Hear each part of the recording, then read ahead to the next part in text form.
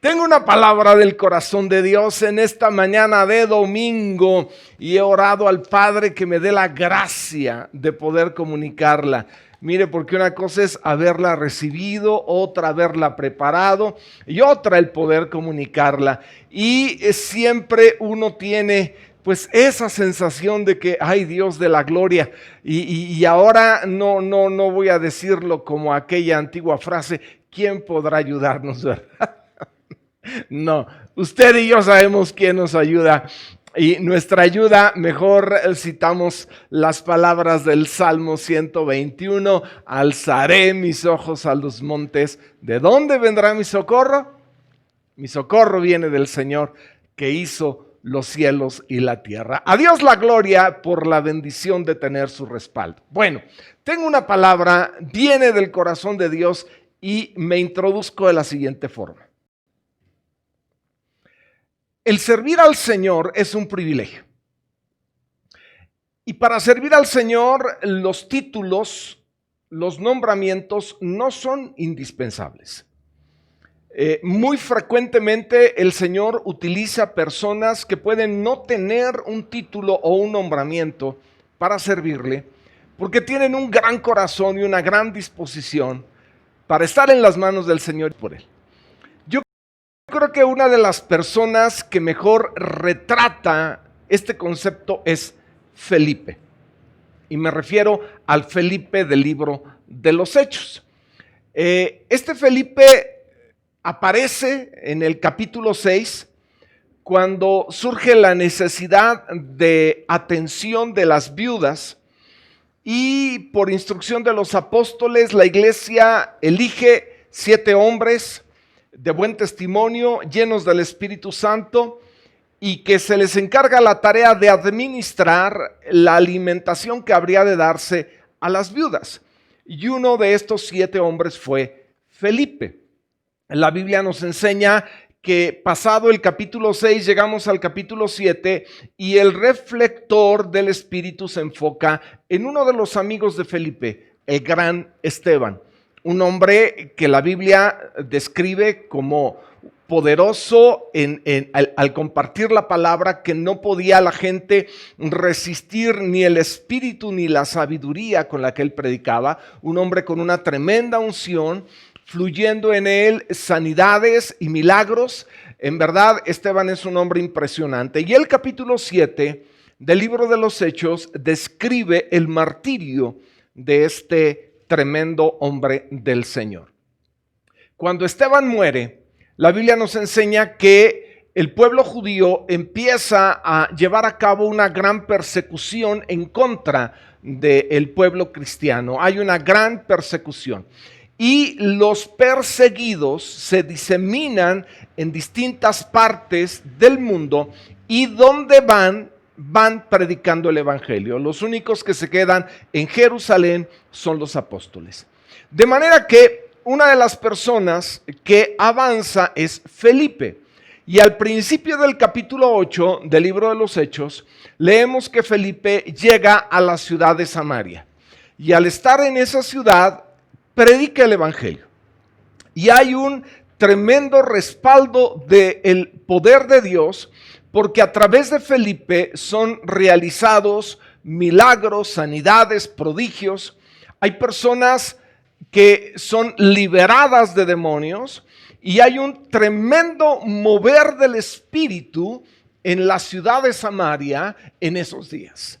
Incluso la Biblia menciona el acontecimiento particular de la conversión de Simón el Mago, este hombre que tenía engañada a la gente y que observa los milagros y está asombrado del poder de Dios.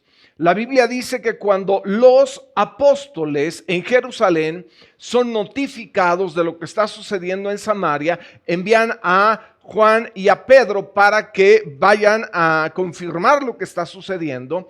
Llegan ellos y ven el mover del Señor y empiezan a imponer manos sobre los samaritanos, y a la imposición de las manos de los apóstoles, los samaritanos son llenos del Espíritu Santo y empiezan a hablar en otras lenguas. El avivamiento en Samaria es impresionante. Enfermos sanados, endemoniados liberados de demonios, personas llenas con el poder del Espíritu Santo. Y en eso está el amado Felipe participando de todo esto cuando recibe instrucciones. ¿Quiere leerlas conmigo? Abra su Biblia en el capítulo 8 del libro de los Hechos, capítulo 8, y a partir del versículo 25 al 38 vamos a leer. Hechos capítulo 8, verso 25 al 38. Esta es la historia que la palabra de Dios nos presenta. Un ángel del Señor habló a Felipe, diciendo: levántate y ve hacia el sur, por el camino que desciende de Jerusalén a Gaza, el cual es desierto. Entonces él se levantó y fue, y sucedió que un etíope eunuco, funcionario de Candace, reina de los etíopes, el cual estaba sobre todos sus tesoros, y había venido a Jerusalén a adorar, volvía sentado en su carro y leyendo al profeta Isaías. Y el Espíritu dijo a Felipe: acércate y júntate a ese carro. Acudiendo Felipe, le oyó que leía al profeta Isaías y dijo: pero ¿entiendes lo que lees? Él dijo: ¿y cómo podré si alguno no me enseñare? Y rogó a Felipe que subiese y se sentara con él. El pasaje de la escritura que leía era este: como oveja a la muerte fue llevado, y como cordero mudo delante del que lo trasquila. Así no abrió su boca, en su humillación no se le hizo justicia, mas su generación, ¿quién la contará? Porque fue quitado de la tierra su vida. Respondiendo el eunuco dijo a Felipe: te ruego que me digas de quién dice el profeta esto, de sí mismo o de algún otro. Entonces Felipe, abriendo su boca y comenzando desde esta escritura, le anunció el evangelio de Jesús. Y yendo por el camino llegaron a cierta agua, y dijo el eunuco: aquí hay agua, ¿qué impide que yo sea bautizado? Felipe dijo: si crees de todo corazón, bien puedes. Y respondiendo dijo: creo que Jesucristo es el Hijo de Dios. Y mandó parar el carro, y descendieron ambos al agua, Felipe y el eunuco, y le bautizó. En esta maravillosa historia, quisiera que nos enfocáramos a lo que son las instrucciones divinas y que aprendiéramos algunos principios en lo que a instrucciones divinas se refiere. Hay de menos 3 instrucciones que están aquí y hay una serie de verdades que están implícitas. Abra su corazón porque Dios le va a hablar hoy como me ha hablado a mí. Así que dispongámonos al Señor. La primera instrucción fue: levántate y ve por el camino que desciende de Jerusalén a Gaza, el cual es desierto. Todo comienza cuando un ángel del Señor habla a Felipe y le da la siguiente instrucción: quiero que vayas al camino que va de Jerusalén a Gaza. Este es un camino desierto. Esa es la instrucción. Y esta instrucción de menos me aporta 3 verdades que me parecen sensacionales y que quiero compartir con usted. La primera verdad es la siguiente: ejecutar las instrucciones divinas requiere esfuerzo. Cuando nosotros leemos que Dios le dijo a través de un ángel a Felipe que fuera al camino de Jerusalén a Gaza, el cual era desierto, uno como que tiene la idea de que Felipe salió de su casa, dio la vuelta, caminó 10 minutos y llegó al camino. Pero esa imagen es equivocada. Él estaba en Samaria. Y de Samaria, para llegar al camino que va de Jerusalén a Gaza, Era un viaje de 130 kilómetros. Ayer lo chequé con Google Earth. Así que 130 kilómetros. Nos dicen la mayoría que son 125, entre 125 y 130 kilómetros. Porque el lugar a donde le estaba enviando el ángel era la parte más al sur del territorio de Israel o de Judá. Ya terminando este poblado, comenzaba el desierto que lleva a Egipto. Por lo tanto, el trayecto era un trayecto largo. Imagine usted más o menos el trayecto de aquí a Puebla.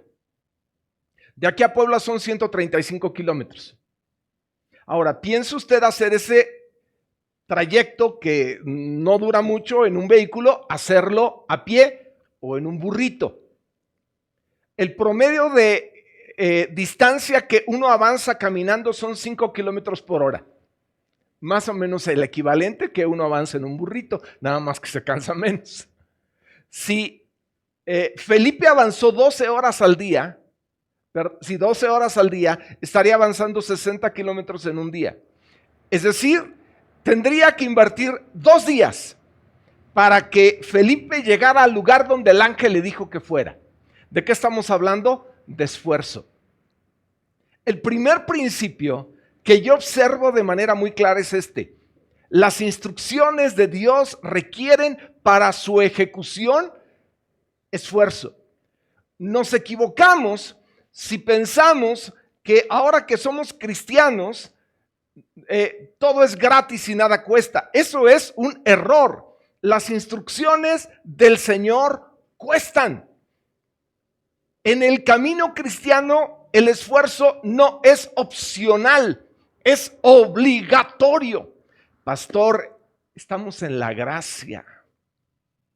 Bueno, segunda de Timoteo, capítulo 2, versículo 1 dice: tú pues, hijo mío, esfuérzate en la gracia que es en Cristo Jesús. La gracia nunca será una excusa para no dar el plus. La gracia nunca será una excusa para sentarnos cruzados de brazos. La gracia nunca será un pretexto para esperar que las cosas vengan solitas del cielo. Y Dios nos bendice, pero uno tiene que hacer su parte. Lo primero que yo observo es: familia, tenemos que esforzarnos. Las instrucciones de Dios requieren esfuerzo. ¿Qué cosas de aquellas que Dios nos ordena no requieren esfuerzo? Todo requiere esfuerzo.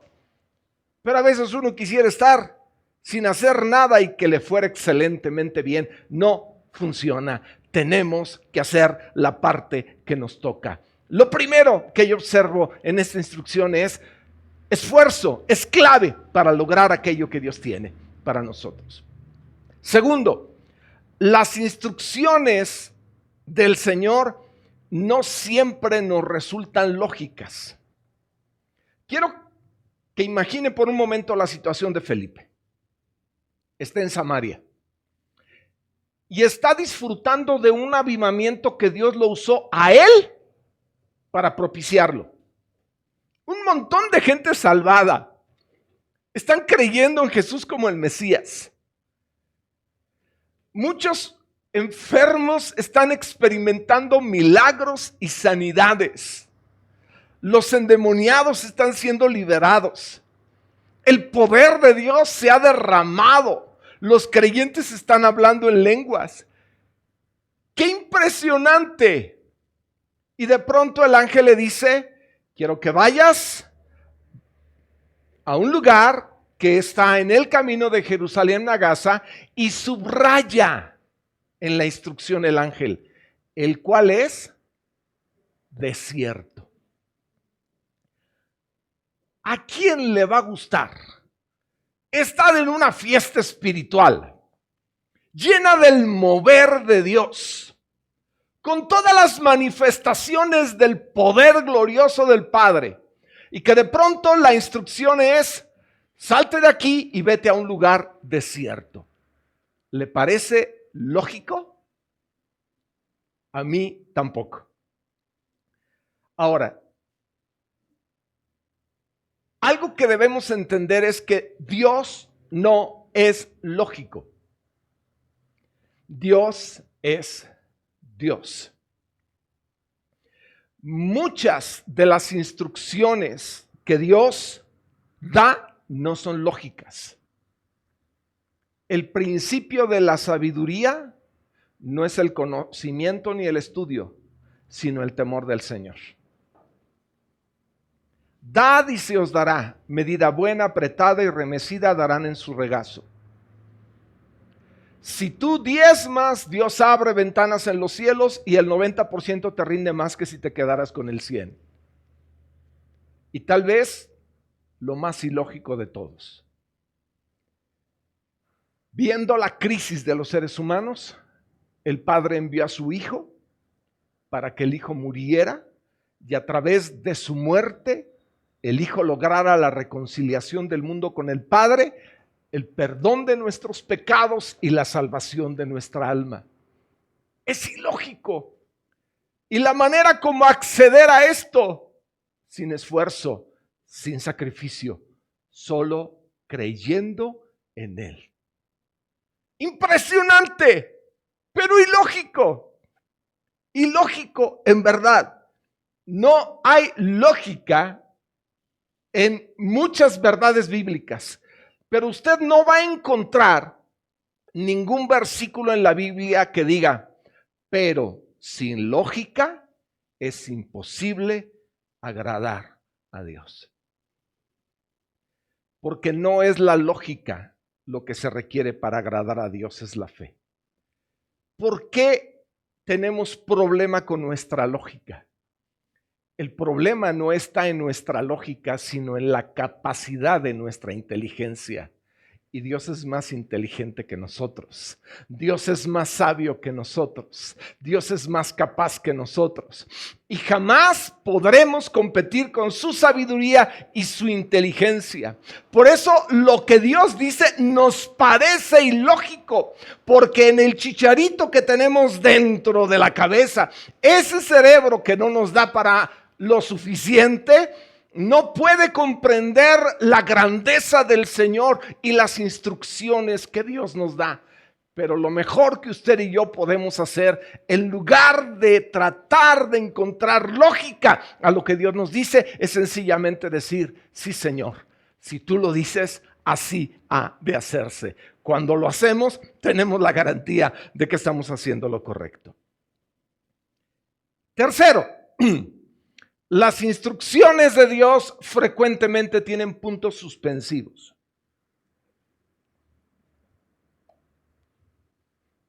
Las instrucciones que el ángel le dio a Felipe no fueron completas. ¿Qué hubiera pensado usted si está en lugar de Felipe? Y el ángel le dice a usted, quiero que salgas de tu casa y te vayas al camino que desciende de Jerusalén a Gaza, el cual es desierto. Lo primero, ¿para qué? Segundo, el camino. El camino es largo. ¿Qué parte del camino? Tercero, ¿y con quién me voy a encontrar? ¿Sabe? Posiblemente estas preguntas estuvieron en la mente de Felipe. No sé si se las hizo a Dios, pero la Biblia no me dice que se las haya contestado. Porque lo recurrente en la escritura es que las instrucciones de Dios vayan acompañadas por puntos suspensivos. ¿Qué significa eso? Que Dios no te va a decir todo lo que tú quieras saber. Normalmente las instrucciones de Dios no son completas. El Señor habló a Abraham en el capítulo 22 del Génesis y le dijo, quiero que me sacrifiques a tu hijo Isaac. Ve y llévalo a uno de los montes que yo te diré. No le dio instrucciones completas. Abraham fue por varios días de camino hasta que Dios le dijo, este es el monte. Le dijo que sería en uno de los montes Moria, pero no dijo en cuál. Instrucciones incompletas. Moisés según el capítulo 3 y 4 del libro del Éxodo, es llamado. Y Dios le dijo: quiero que tú seas el hombre que liberte a mi pueblo de Israel de la tierra de Egipto. Sí, pero Dios no le dijo que iba a enfrentar a Faraón. Dios no le dijo que iba a enviar plagas. Dios no le dijo que iba a batallar con un hombre necio y cruel. Dios no le dijo que iba a tener un problema ahí en el Mar Rojo y que en un momento no iba a saber qué hacer. Dios no le habló del padecimiento de los 40 años del desierto. No. Puntos suspensivos. El Señor habló a Saulo de Tarso en el capítulo 9 de los Hechos, cuando se encontró con él cuando iba camino a Damasco. Y cuando estaba en tierra, la Biblia dice que Saulo de Tarso le preguntó al Señor: ¿qué quieres que yo haga? La respuesta de Dios bien pudiera ser: Saulo, quiero que seas mi apóstol. Quiero que prediques el evangelio. Quiero que llenes el mundo con mi palabra. Quiero utilizarte para que a través de ti se hagan milagros portentosos. Quiero usarte aún en la resurrección de muertos. Pero ¿sabe qué? Dios no dijo nada de eso. La respuesta de Dios a Saulo fue: levántate, ve a la ciudad y ahí se te indicará lo que debes hacer. ¿Se da cuenta? Instrucciones con puntos suspensivos. Si tú te has convertido y has pensado que por tu conversión vas a tener derecho a un manual con todas las instrucciones incluidas, oh decepción, esto no es real. No es real. El que tú y yo abramos nuestro corazón para conocer al Señor nos da la bendición de estar en un camino que se llama dependencia. Y entonces, cada día tú y yo vamos a la presencia del Señor y dependemos de Él. Por eso la oración del Padre Nuestro que Jesús nos enseñó no incluye: danos hoy el pan de una semana. Danos hoy el pan de 15 días. Sino danos hoy el pan de cada día. Esto, señores, señoras, se llama dependencia. Uno tiene que aprender a estar cada día en la presencia del Señor, a hablar con Él, a oírlo, a entenderlo, a saber lo que Él quiere de nosotros. La única manera de caminar en las instrucciones divinas es tomar tiempo en su presencia y escucharlo. Y entonces el Señor hablará a tu vida y te hará saber lo que Él quiere para ti. Dependencia. Y entonces esto me lleva precisamente a algo que creo que Felipe entendió, y que es que cuando se obedece la primera instrucción, viene la segunda. No es sino hasta que se obedece la primera instrucción que escuchas una segunda instrucción. Hay personas que Dios les ha hablado y les ha dicho lo que quiere que hagan. Y puede que no les haya vuelto a hablar porque no han ejecutado aquello que Dios les dijo que hicieran.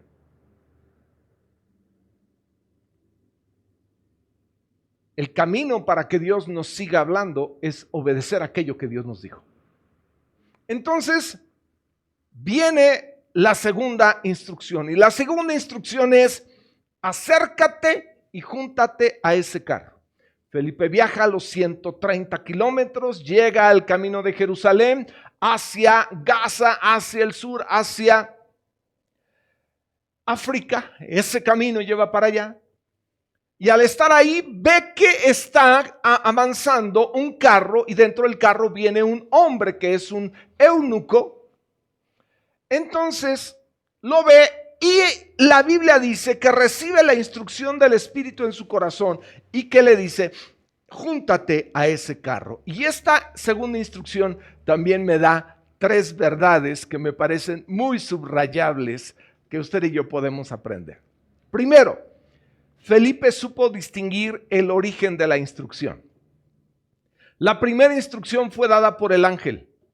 La segunda instrucción no fue dada por el ángel. El verso 29 dice de manera clara que le dijo el Espíritu, y con E mayúscula. De manera que la primera instrucción la da el ángel y la segunda instrucción la da el Espíritu. Y usted va a encontrar que entre la primera y la segunda no existe choque. Las instrucciones que vienen del Señor no se oponen, no se contradicen. Cuando algo viene del cielo, camina en armonía. Y nosotros vamos a ver que hay una tercera instrucción, y esta tercera instrucción viene de las Escrituras. Y el mensaje de las Escrituras, y el mensaje del Espíritu, y el mensaje del ángel, los tres son paralelos, los tres caminan en armonía. ¿Sabe uno de los elementos que hay en el cielo? Perfecta unidad. Algo que la palabra de Dios nos dice es que nosotros guardemos la unidad. Es decir, que la unidad existe entre nosotros, pero debemos de trabajar para no atentar contra ella. La unidad está presente, pero nuestra función es contribuir para que no se rompa. Le platico algo que nos sucedió.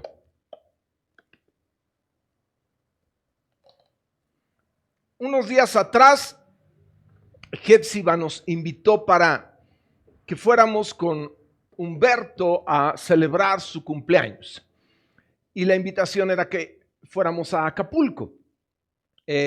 Ya con tiempo había sido hecha la invitación, de manera inicial había tenido reservas, porque el hecho de viajar en este tiempo representa un poco de problemas y de manera personal el calor no es el mejor ambiente en el que me muevo. Mayo, Guerrero, Acapulco, dije, híjole. Entonces tomé la decisión, voy a ir. ¿Por qué? Por mantener la unidad en la familia. Le comento que una vez que fuimos, tuvimos un tiempo muy lindo con Humberto, con su papá. Fueron muy amables al invitarnos y nuestra familia. Y convivimos unos días allá muy agradables. Nadamos, jugamos, cantamos, transmitimos desde allá algunas de las reuniones y pasamos un tiempo lindo. Ahora, ¿qué es lo que hice? Guardar la unidad. Yo podría haber dicho, lo siento, me quedo en México y yo no voy. Y no hubiera habido mayor consecuencia, pero hubiera roto. Y lo que quise fue mantener la unidad y disfrutamos este tiempo juntos. Mire, para guardar la unidad uno tiene a veces que ceder sus derechos. Y no nos gusta mucho ceder. A veces nos gusta que se haga lo que decimos siempre y no siempre es posible eso. Entre los seres humanos, la unidad se mantiene y se defiende cuando uno cede a favor de los demás. Bueno, yo observo, lo primero es que Felipe identifica el origen de la instrucción y sabe que viene del Espíritu. Segundo, la orden fue, toma tú la iniciativa. Le dijo de manera clara el Espíritu, acércate y júntate a ese carro. La instrucción no fue, a ver, espera el momento oportuno a que el eunuco, al ver que caminas al lado de él, te pregunte si tienes alguna necesidad y si quiere, te puede dar un ride y un aventón para que caminen juntos, para que viajen juntos. No, la instrucción fue, ve y júntate a ese carro, toma tú la iniciativa. Y mire, al ver esto, yo observo que hay personas que son impresionantes para responder a la iniciativa de otros. Yo doy gracias a Dios porque hay personas que son de verdad solícitas para hacer lo que se les dice, muy prestas. Pero hay a la vez personas que son muy cortas en la iniciativa. Yo entiendo que puede estar de por medio el temperamento, la personalidad, la que nos limita, pero también déjeme y creo con todo mi corazón lo siguiente: en la medida que caminamos con el Señor, más nos parecemos a Él. Y Dios toma la iniciativa. Y frecuentemente, al estar caminando con Dios, la instrucción va a ser: toma tú la iniciativa. Da el primer paso tú. Haz algo tú. Yo creo definitivamente que hay personas que no van a venir a buscarnos como iglesia. Son como el eunuco. Hay que ir a buscarlos. Y la instrucción es: ve a buscar a los eunucos. Ve a buscar a los adictos. Ve a buscar a los que se sienten culpables. Ve a buscar a los que tienen espíritu suicida. Ve a buscar a los que ya no pueden con su vida. Ve, búscalos. No esperes que toquen la puerta de tu casa preguntando si conoces a Jesús y les puedes dar el evangelio. No se va a dar. El tiempo que vivimos es un tiempo en el que a través de las redes sociales podemos lograr mucho, pero también a través de una llamada o a través de un mensaje. El asunto es: no te quedes con los brazos cruzados esperando que la gente te busque. Toma la iniciativa, porque tú puedes ser el elemento disruptivo en una vida para evitar que esta vida se vaya al infierno sin Dios. Tenemos la necesidad de crecer en sensibilidad para poder entender lo que Dios quiere que hagamos, y con mucha frecuencia Él está esperando de nosotros iniciativa. Oh Dios del cielo, sacúdenos, danos la gracia de hacer lo que tú dices que debemos hacer. Danos la gracia de hacer lo que tú nos mandas que hagamos, sin esperar necesariamente que alguien nos invite a que lo hagamos. Danos esa gracia. Yo recuerdo en el tiempo de Dwight Moody, este evangelista tremendo de Chicago. Dios me permitió estar allá en el lugar donde él predicó. Entramos a lo que es el recinto, las instalaciones del templo donde Dwight Moody predicaba en Chicago, un lugar impresionante. Y él era un hombre que no tenía preparación. Cuando Moody comenzó a predicar el evangelio, llegó con el pastor y le dijo que pues quería servir al Señor, y le dijo: aquí en la iglesia tenemos más servidores que iglesia, así que si quieres enseñar en la escuela dominical, tienes que buscar tus propios alumnos. ¿Y sabe lo que hizo Moody? Fue y encontró alumnos, y tenía más de 100 personas a la siguiente semana a las que les estaba enseñando la palabra. Cuando tu corazón hierve para servir al Señor, vas a superar obstáculos y vas a tomar la iniciativa. Y en lugar de que haya barreras que parezcan delante de ti que no pueden ser superables, con la ayuda de Dios las vas a superar, porque el poder de Dios está dentro de ti. Lo tercero que yo observo en esta segunda instrucción es que mientras más caminas cerca del Señor, mejor lo entenderás. ¿Qué hubiéramos hecho usted o yo si recibiéramos de parte del Espíritu la instrucción: ve y júntate ese carro? A lo mejor lo hubiéramos tomado de manera literal. Y el carro va allá y nosotros nos lo pegamos al carro. Y ahí va el carro y ya estamos pegados al carro. Pero Felipe entendió. Fíjese lo que hizo. Verso 30 y 31. Dicen: acudiendo Felipe, le oyó que leía al profeta Isaías y dijo: pero ¿entiendes lo que lees? Él dijo: ¿y cómo podré si alguno no me enseñare? Y rogó a Felipe que subiese y se sentara con él. Felipe supo lo que Dios quería que él hiciera. Lo entendió. Supo que la intención que tenía el Señor era que Felipe compartiera con este hombre el evangelio, y así lo hizo. Yo creo que cada vez que hacemos lo que el Señor dice, le pegamos al blanco.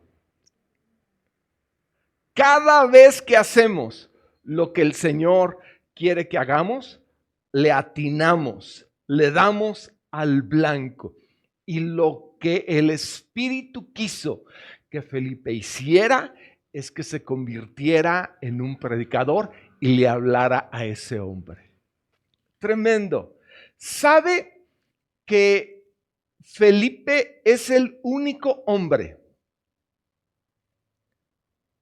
a quien en la Biblia se le llama evangelista?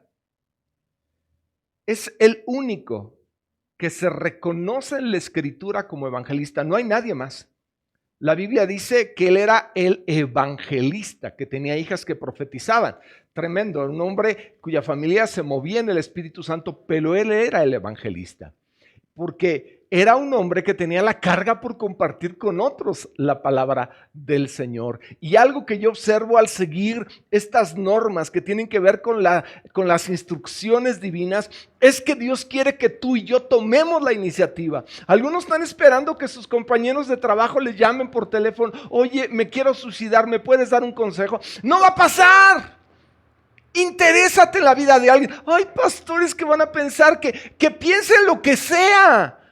Tú tienes que tomar la iniciativa como hija de Dios. Tienes que tomar la iniciativa como hijo de Dios. Oye, es que me da una vergüenza, que me da una pena, que no sé qué siento. Supéralo y llega a las personas. Llega a las personas, sirve a tu Dios, sé luz en medio de las tinieblas, comparte la palabra del Señor, que otros escuchen que Cristo está vivo, que puede cambiar, que puede perdonar, que puede liberar, que de tu boca salga el mensaje con poder, que Cristo venció a la muerte y que puede vencer cualquier obstáculo de la gente que puede estar escuchando este mensaje. A Dios la gloria por ello. Y esto me lleva a la tercera instrucción. Y la tercera instrucción fue para el eunuco. La tercera instrucción fue: bautízate. Y esta tercera instrucción también me da 3 verdades que son impresionantes. Abra su corazón porque Dios va a hablarle en esta hora. La primera, el valor del ser humano. Felipe renunció a un tremendo tiempo de avivamiento. Renunció a estar en medio de la atmósfera del poder de Dios. Hizo un viaje de 2 días, cubriendo sus gastos, llegando a un lugar que no sabía con quién se iba a topar, para hablarle a un individuo. ¿Sabe de qué me habla esto? Del tremendo valor que ese individuo tenía para Dios. Oh, yo espero que alguien esté escuchando algo, de veras, que tenga el corazón abierto y que pueda recibir esto. Tú no tienes idea de lo valioso que eres para Dios. No tienes idea de lo valiosa que eres para Dios. Y tu valía se acrecienta a los ojos de Dios cada vez que muestras iniciativa, amor, anhelo de Él. Porque le atraes de manera especial. Le atrae a Dios la gente de fe. Le atrae a Dios la gente que le ama. Le atrae a Dios la gente que le busca. Y yo veo todo lo que tuvo que hacer Felipe para llegar a un solo hombre. Hace muchos años cantábamos aquel himno. Algunos lo recordarán, muchos no, pero no deja de ser un himno bello que dice: tú dejaste tu trono y corona por mí al venir a Belén a nacer, mas a ti no fue dado el entrar al mesón, y en pesebre te hicieron nacer. Y en la parte del coro dice: ven a mi corazón, oh Cristo. Es un canto casi navideño. Ven a mi corazón, oh Cristo, ven, pues en ella hay lugar para ti. Pero tal vez usted recuerde un canto más contemporáneo que tiene exactamente el mismo mensaje. Dice: antes de hablar, tú cantabas sobre mí. Tú has sido tan bueno, Dios. Antes de respirar, soplaste dentro de mí. Tú has sido tan bondadoso, Dios. Oh, me sobrecoge, nunca acaba, intenso amor de Dios. Me persigue, deja las 99 y va por mí. No puedo entenderlo ni merecerlo, aún te entregas tú por mí. Oh, me sobrecoge, nunca acaba, intenso amor de Dios. Y mientras los muchachos están aquí para apoyarme con los instrumentos, déjeme comparto esto. Nunca entenderemos el gran amor de Dios. Pero ese gran, glorioso, profundo, impresionante amor aterrizó en nuestra vida. El canto con el que su servidor se convirtió en 1978 lo cantaba Manuel Bonilla, ese hombre que Dios ha usado de manera impresionante por tantos años. El canto se llama Él me encontró. El canto dice: era como una oveja descarriada, mas Él me encontró. Era como un pozo de agua turbia, mas Él me limpió. Era todo lo malo de la vida, como un cielo sin estrellas, como una noche sin mañana. Era como un trapo de inmundicia, y entonces Jesús me amó. Y mi vida, pobre vida, recibió una luz, y mi vida, triste vida, conoció a Jesús. Hoy las cosas viejas ya pasaron, todo en mí se ha transformado, la mañana resplandece, soy una lámpara encendida, en mi vida está Cristo Jesús. Pero la segunda verdad relacionada con esto es la siguiente: el evangelio no puede quedarse estancado. El Señor había mandado a sus apóstoles y les había dicho: vayan por todo el mundo y prediquen el evangelio. Antes de ascender, en el famoso capítulo 1 del libro de los Hechos, versículo 8, les dijo: recibirán poder cuando haya venido sobre ustedes el Espíritu Santo, y me serán testigos en Jerusalén, Judea, Samaria y hasta lo último de la tierra. ¿Qué es el mensaje del Señor? Quiero que toda la tierra conozca que hay salvación, que hay perdón, que hay esperanza. Y hubo necesidad de hacer de uso de una persecución para que salieran de Jerusalén y llegaran hasta los confines de la tierra. Primero a Samaria y ahora hasta África. En el capítulo 10 nos referimos la siguiente semana a un italiano, a un romano, en quien el evangelio también llegó. Tremendo, impresionante. Pero esto me lleva a la tercera y última verdad. Con eso estoy terminando. La inclusión de cada persona en el reino. ¿Qué sabemos de este hombre? Tres cosas. Uno, era africano, seguramente un hombre negro. Dos, era un funcionario de Candace, reina de los etíopes, es decir, era una especie de secretario de Hacienda de aquellos años, un hombre que tenía el control del dinero. Tres, era un hombre eunuco, es decir, era un hombre castrado. La Biblia dice que este hombre venía de Jerusalén después de adorar. Este hombre no era judío. Sin embargo, era un hombre que tenía mucha simpatía por la fe judía. En los años de la Biblia, particularmente en los años del Nuevo Testamento, muchas personas eran impresionadas por la fe judía porque era la única fe monoteísta. Todas las naciones tenían multitud de dioses, de ídolos, pero el pueblo judío solamente tenía la fe en el único Dios verdadero. Esto a las personas hambrientas de Dios les llamaba poderosamente la atención, y muchos eran piadosos y otros llegaban a ser prosélitos, que son dos términos que hablan de la progresión de una persona a la conversión del judaísmo. Quien se convertía era un prosélito. El piadoso no se podía convertir o no se convertía hasta que llevaba a cabo la circuncisión y ofrecía sacrificios. Así que este hombre, de quien no conocemos su nombre, era un hombre piadoso. Regresa de Jerusalén a adorar.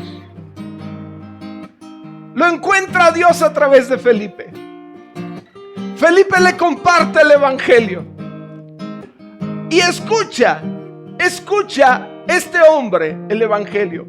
Ahora, ¿cuál es el contexto de este hombre? Yo quiero encontrarme con Dios, pero estoy lleno de impedimentos. Soy un hombre negro. soy un hombre africano, soy un eunuco. Estoy tan limitado. Pero vea cómo a pesar de las limitaciones el hombre está buscando a Dios. ¿Sabe que Deuteronomio dice en el capítulo 23, versículo 1? No entrará en la congregación del Señor el que tenga magullados los testículos o amputado el miembro viril. Piense por un momento en este eunuco. Llega a Jerusalén, pero estaba impedido para entrar al templo. El anhelo de conocer a Dios, pero su impedimento era mayor. No podía, la ley lo impedía, no lo dejaban entrar. De manera que aunque fue con toda la devoción a hacer un viaje desde África hasta Jerusalén, quedó frustrado. Y él regresa, ¿y qué hace? Está leyendo la Biblia. Le habla esto del hambre de este hombre, del apetito espiritual de este hombre. Está leyendo el profeta Isaías, el capítulo 53, el corazón de Isaías, que habla del sacrificio mesiánico de nuestro amado Jesús. Y al estar leyendo la Biblia dice que cuando Felipe está con él, le instruye y a partir de ese texto le explica el evangelio de Jesús. De pronto llegan a cierta agua y el eunuco dice: aquí hay agua, ¿qué impide que yo sea bautizado? ¿Se da cuenta del trasfondo de la pregunta? Yo amo a Dios y lo quiero conocer, pero estoy rodeado de impedimentos. No puedo entrar al templo, no puedo acercarme, no puedo. ¿Podré bautizarme? ¿Qué impide? Tengo impedimentos para esto. Y por eso la respuesta de Felipe es tan clara y contundente. Si crees de todo corazón, es suficiente, bien puedes. Y el eunuco dijo: creo que Jesucristo es el Hijo de Dios.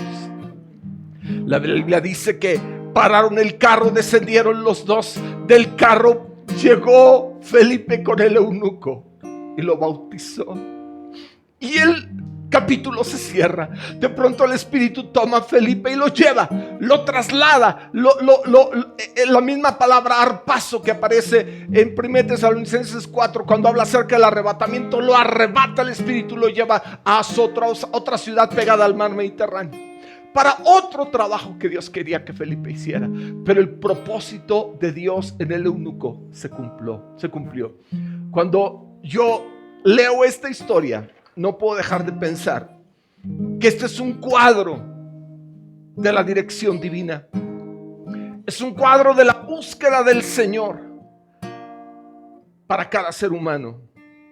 Es un cuadro de aceptación y de apertura. Es un cuadro en el que el evangelio vence prejuicios. Es un cuadro que alcanza a los lejanos. Es un cuadro del amor de Dios por los perdidos. Ese es tu Dios.